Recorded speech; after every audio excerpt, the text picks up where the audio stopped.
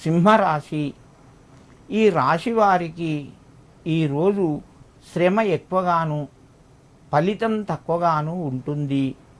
మీ ప్రయత్నాలు ఒకటికి 2 సార్లు చేయవలసి వస్తుంది.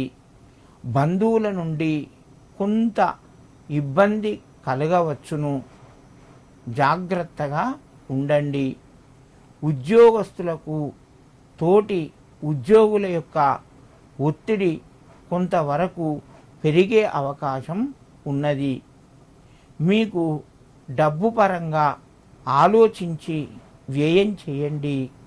అనవసరమైన ఖర్చులు పెరిగే అవకాశం ఉన్నది. మీ ఉద్యోగ ప్రయత్నాలు ఈరోజు కొంత ఆలస్యం జరగవచ్చును.